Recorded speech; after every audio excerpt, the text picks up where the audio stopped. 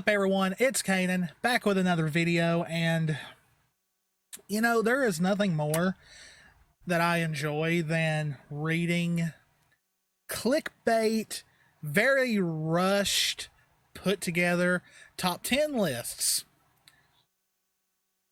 And you know, while there are websites that do this all the time and do it very, very badly, or just writing articles that are really, really badly written, like Kotaku, IGN, Screen Rant, there is one that is just all around bad. That being CBR. Now, today on Twitter, a particular article by CBR has gotten some heat for taking some really, really bad takes. Funny thing is, it's been up since March 3rd, so I guess the RWBY fandom just now stumbled upon it.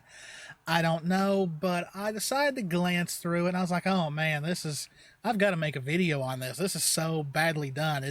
It's full of contradictions, and the guy who wrote it coming kind of really showing that he just threw this together, very little research, and you know, being, you know, well, trying to be one of the top channels in the RWBY fandom, you know, I decided, you know what, I'm gonna go through this, go through all 10 and see just how badly these are. So let's get to it. So right here on CBR, we have got RWBY, 10 things the books did better than the show. So please remember that RWBY only has 2 novels right now, and they're kind of there to kind of set up the Vacuo arc in a way, plus flesh out some characters that have kind of not been in the show since Volume 3, besides Sun, of course. But what is one of the main things that usually happens when a form of media has both a book version and another version, like whether it be a television show, a movie, or in case of anime, you know, a manga and an anime version? 9 times out of 10, people who love anime will still say the manga's better, or whether, you know, despite what you know who has said in the last couple of years that has really tanked the popularity of a particular series, people who grew up with Harry Potter will 9 times out of 10 tell you they think the books are better than the movies. And that's because in novels and in books, you can explain things you can take your time. You can take your time to flesh that out. Where with a movie or a television show, you've only got so much runtime. Stuff's got to get cut out. Stuff is not fleshed out as much as a novel is. And according to the guy who wrote this article, he seems to not grasp that concept. So let's go through this. First debuting back in 2013, Monty Ohm's RWBY was initially met with skepticism by its production company, Rooster Teeth. Despite a rather lacking budget in its early days, the show quickly became one of the company's most popular and beloved creations. The RWBY series has received various manga and book adaptations and received its own video game, making it the company's flagship. Among its many related media, several novels, okay, several, there's only 2, so he's already going off rails here, have been created that follows characters' adventures which aren't strictly related to Team RWBY and Juniper. Not only has this given the other characters a chance for better character development, but it's also helped give fans content that is sometimes better than the show itself. Okay, for one, he is stating that like it's a fact when that's a very big opinion, and there's been many people who say that while they love the novels, they still prefer the show. So okay, number 10, world building. The novels do a great job of cleaning up confusing writing. Okay, while RWBY's budget problems certainly contributed to a lot to the show's early blunders, I mean, I kind of do agree with that, because it's very obvious during definitely volume 1, that they didn't have a very big budget. So but that's really only volume 1 in a way. Volume 2 was, you know, volume 2 had its problems, but volume 2 was already a step above volume 1 in a lot of ways. Some aspects of the show, like world building, were confusing due to conflicting writing. Okay, semblances and dust were originally the main sources of power in the series, despite statements that magic didn't exist in the world of Remnant. However, this was contradicted in later seasons by introducing the Maidens, the Gods, and Salem. All right, he's already twisting things here. I believe it was stated that magic did not exist in current Remnant, that at one time it did exist. So he's kind of conflicting things there already. The novels do a great job of expanding RWBY without being too ambitious and letting new settings and ideas grow while keeping the pre-existing continuity. Okay, so already he's jumping between topics here. He goes off on the whole semblance, dust, and magic, and then just explains away that the novels just do a great job of expanding RWBY without being too ambitious. I guess that's because there's not really much in the novels that from what I remember, discusses magic. So he kind of wrote himself into the wall here, and so he just went off somewhere else. So, number 9, I'm going to come back to. That'll be the last one I go to because, we're going to pick this one apart. Number 8, filling in the blanks. The novels expand on the story as a whole by filling in certain spaces the show created. Well, yeah, that's the point of the novels. That's not groundbreaking here. Since the show's named after their team, it makes sense that the most episodes focus on members of Team RWBY, Ruby Rose, Wai Schnee, Blake Belladonna, and Yang Xiaolong. Yeah. The team is fractured for a time between seasons, allowing the show to explore other parts of Remnant. However, there was still plenty of other areas the show hadn't managed to get to. Well, yeah, one whole arc takes place in one part of the world. They don't it's not like a Final Fantasy game where you're flying in an airship to all certain places all at once. Through the novels, other states of the world are more clearly defined. I mean, Vacuo, that's the most that's gotten in the, there's some flashbacks and all that, but I mean, I don't know what he's trying to get to here. Just because they explained more areas a little bit, that means it's already better than the show. I don't know. Furthermore, they also help establish the whereabouts and fates of many other characters who had little screen time in the past few volumes. I mean, yeah, that's the point of the novel. He's stating the obvious here. Number 7, connecting characters. The novel shows the characters and their connections to each other while showing a picture from the DC comic. I thought this was about the novels. Why are we looking at the comic? Okay. This particular aspect was stronger in the show for its first 3 volumes. Hold up.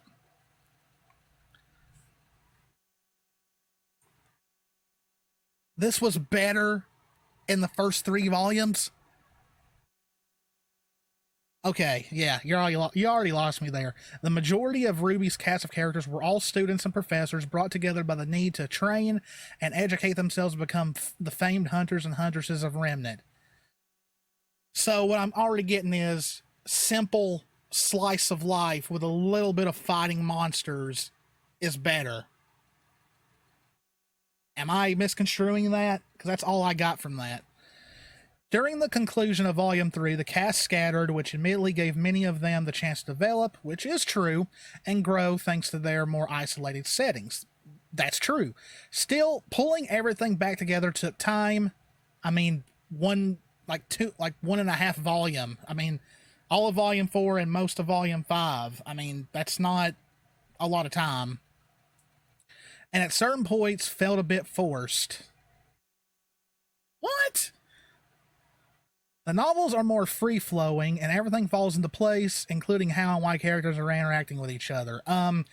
Because they're novels. They're going to be free-flowing. You can't do that, really, in a show that only has so long of airtime. Like, oh boys, he's comparing like the characters' interactions and all that within an animated show that has a set number of episodes and only has so long of minutes to show an episode, to a novel that you could literally put so much information in. Oh yeah, okay. Ooh. More clearly established antagonists. The novel's antagonists are shown in an easier to understand way. What is up with some people who watch RWBY who just don't like it unless it's easier explained to them? Despite being the series' antagonist, Salem wasn't even introduced until the finale of Volume 3, and at the time it was unclear exactly who she was and what she wanted. Well, yeah, she was meant to be a mystery, and the reason why they showed her off of Volume 3 was that. Who is she? What does she want? That's the point of making it a cliffhanger. I don't like. Did you want them just to explain everything at the end of Volume 3? Like, oh, this is Salem, by the way. She's the big bad. She's immortal, and she's got it out for her ex-boyfriend or ex-husband, and they had kids, and they may or may not have been the inspiration of the Four Maidens. Yeah, see you in Volume 4. The other villains of the series were clearly in league with her, but how their plans exactly connected with hers was confusing. I just went over that. They're not going to explain everything right away. The novel has established the playing field of its heroes and antagonists, allowing the readers to understand exactly what's being fought for and how everything fits together. Well, yeah, once again, it's a novel. It's one cohesive story within one book. Do we not understand the differences between a novel and an animated series that is still ongoing? I guess not. Pacing. Oh boy. Are we really going to compare the pacing between a novel and an animated television show? I bet Jess is rolling her eyes right now because she's a huge book reader, and I bet this article is hurting her right now. Salem's introduction naturally ties into the overall plot, and the pacing of RWBY suffered due to it being relatively disconnected from the previously established storylines. What? It's a backstory. Oh boy. Of course, most of its pieces eventually fit together in the grand scheme of things. Well, who would have thought a backstory would connect to everything? But it was rather frustrating in the early days of the series when things didn't always connect. Wow. So we were just supposed to know everything in Volume 1, weren't we? As a result, much of Volumes 1, 2, 3 feel like a prelude to the rest of the series despite their content. That's because Volumes 1 through 3 pretty much were. They might as well have been just a big old prologue. That was... Oh, woo! Man, this guy should not give up his day job. Admittedly, the more consistent pacing of the novels could be placed on their format, needing to conclude the story in a set number of pages. That's what a novel is for. This doesn't excuse many of the early faults of the series, however. So, he states the obvious that a novel is a place to have better pacing, but then just decides to shit on the show at the very end for the hell of it, because he has not very well established his point in this little couple of paragraphs. This right here, this doesn't excuse many of the faults of the series, however, is just a little, I ran out of things to put, so I'm just going to put this to shit on the show. Wow. 4. Fleshing out the supporting cast. The novels give more attention to the supporting cast than the show. Once again, that was the point of the novel. Wow, how many circles are we going to take before we get to number 1? Like, holy crap. One of RWBY's most notable flaws was that it kept introducing new characters without dedicating time and attention to its already established cast. Hallelujah! I actually agree with him on something. Now, I don't fully agree as a whole. But yes, there are times where they have introduced way too many new characters that kind of take away from the main cast. I kind of felt that way when the Aesops were first introduced. I was scared they were going to take way too much screen time from Ruby and the others.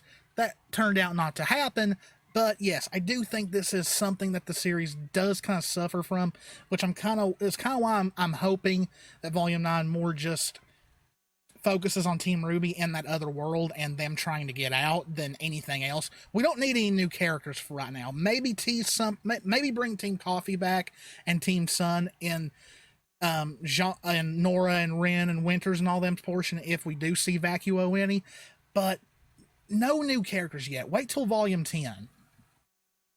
Though there were a few exceptions, he just contradicted himself.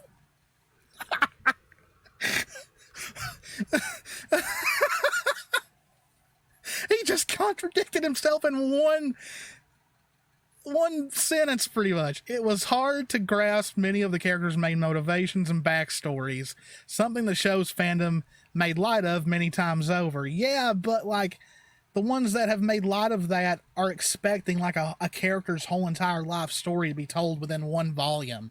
That's never going to happen in an animated television format. It's just not going to happen. The books and novels, once again, there's only 2 novels, let many of the show's most popular characters have their own spotlight, namely Team Coffee and Team Sun, which are the 2 teams that the novels are focused on, so no-brainer, who've been largely absent from the show since Volume 3, aside from Sun Wukong. You're just, okay, that's the one fact you've probably stated. Number 3, overall writing. The writing is arguably better than the show at times. Once again, opinion. Oh boy. When it first began airing, RWBY definitely had more of a mystical and whimsical atmosphere to its setting. What?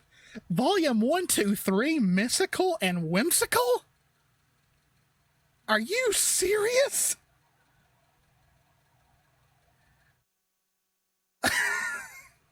What is up with the narrative that volumes 1 through 3 was this perfect storytelling? Volume 1, in a lot of people's mind, is the worst volume in the series. Volume 2 was slightly better, though Volume 2 destroyed the Grimm as a legit threat for many years. And the only real one that I can consider was the best of the first 3 is Volume 3, though it suffers from pacing issues. But mystical and whimsical. Volumes 1 through 3.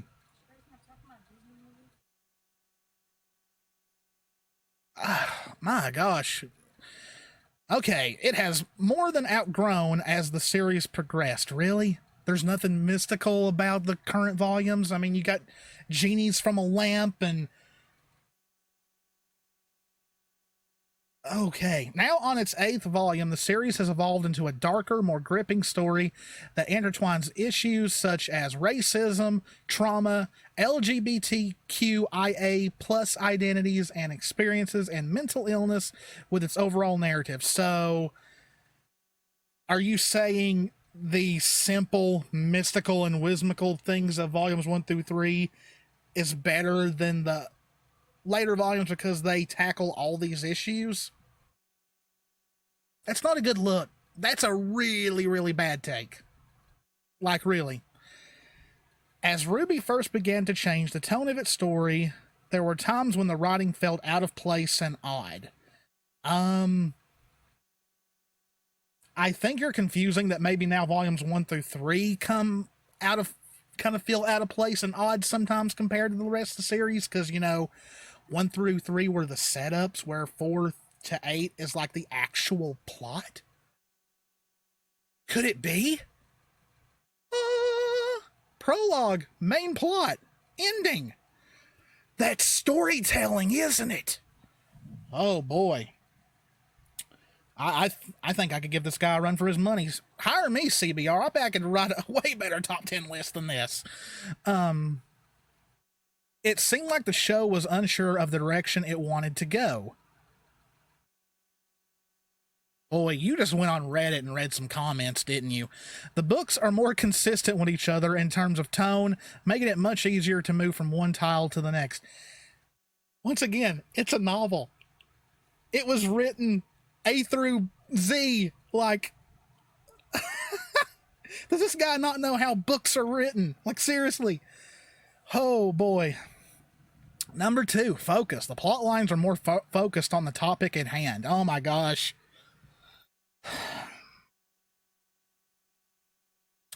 Again, RWBY struggled to find itself in its early days. Okay, wait a minute.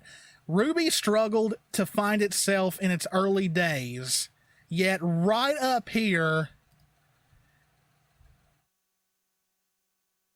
you say RWBY definitely had more of a mystical and whimsical atmosphere to its setting when it first began airing. So here you're praising volume 1 through 3 as more, pretty much better than the more recent volumes. But then down here, RWBY struggled to find itself in its early days.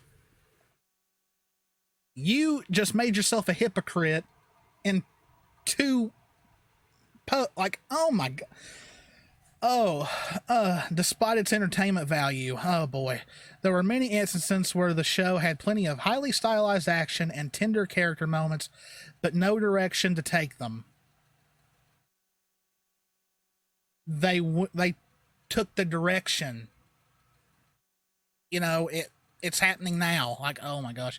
This combined with its antagonists' unclear motives, yeah, this isn't a Disney movie. You're not going to learn what the villain has planned in one scene where the villain is like, oh, I'm going to take over the world. Insert song. More laughing at the end. Do people not understand storytelling anymore? Has Disney really... I'm cracking on Disney here, but it seems like that's what people want to follow is Disney's way of storytelling. It is mind-boggling. Made for a viewing experience that left fans wondering what the show was about. Oh my gosh. It's called critical thinking. Oh boy. In both After the Fall and Before the Dawn, everything is clearly defined and outlined from the get-go. It's a novel. It's not hard to put everything together, and readers don't have to go back over their tracks to see if and how things were meant to be understood. If I read through an entire novel and I don't have to go back and reread some things to fully understand, I'm sorry, to me, that's a bad novel. Going back and rereading stuff to make sure you have a clear understanding is what makes a novel worth reading again.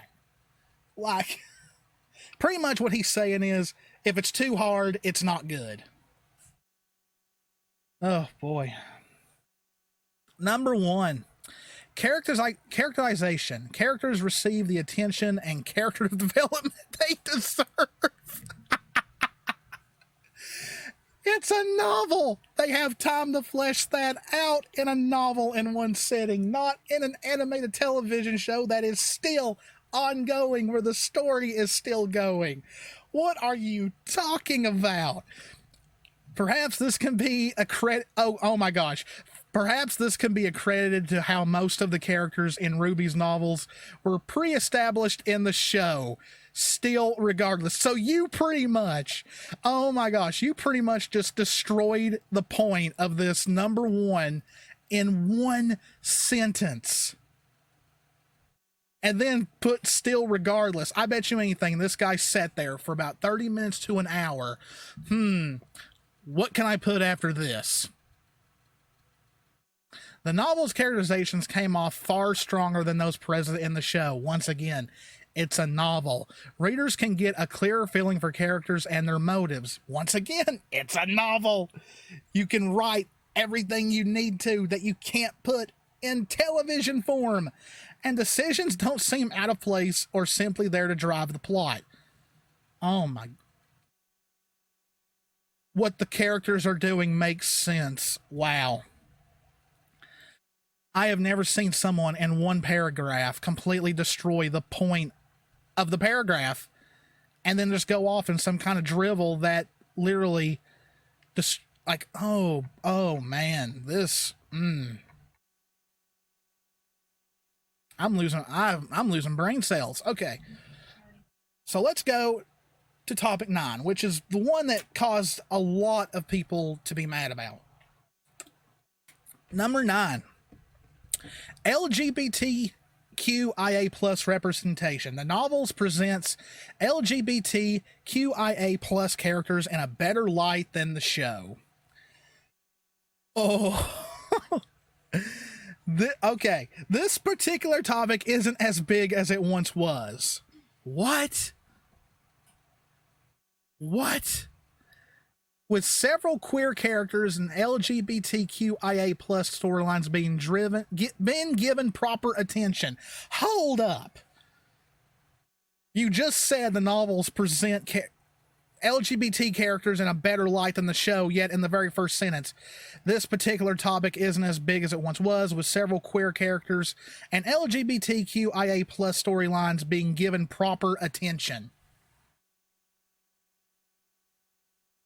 What the fuck? I have never seen someone contradict themselves in one top 10 list more times than this guy has.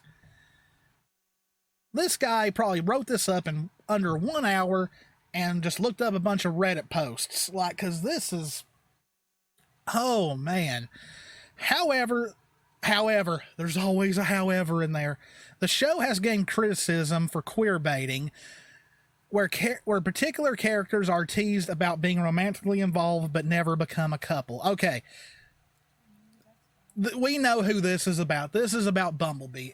Of course it's about Bumblebee. Whenever there's a hit piece on RWBY, Bumblebee always gets targeted. Okay.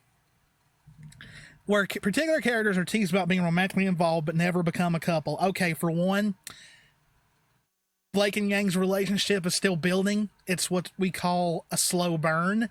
So you can't really sit there and say it never became a couple when it's still developing. The show's not over with. What are you doing? Like, you're literally talking out your ass at this point. Fans have been gunning for positive queer representation, even though you just said it's been given proper attention, since the show first started in 2019, and while there have been several hints that some among the main cast are queer, it hasn't yet come to light. That's a lie. Blake's been confirmed to be bisexual.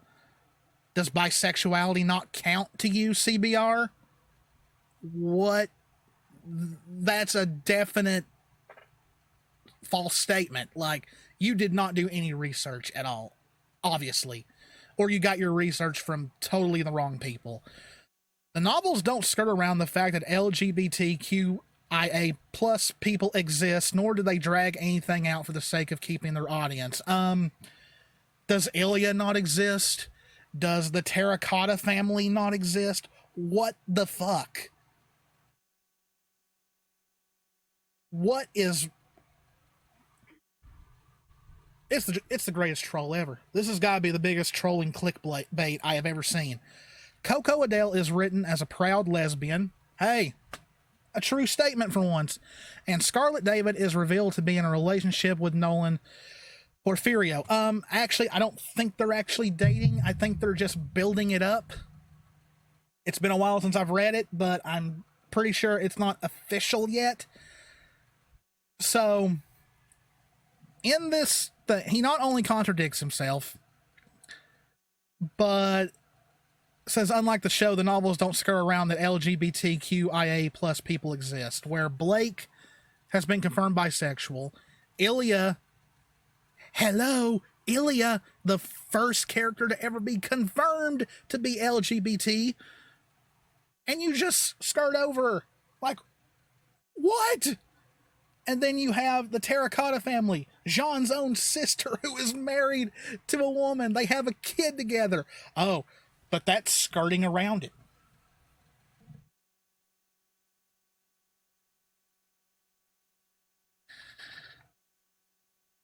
Oh boy.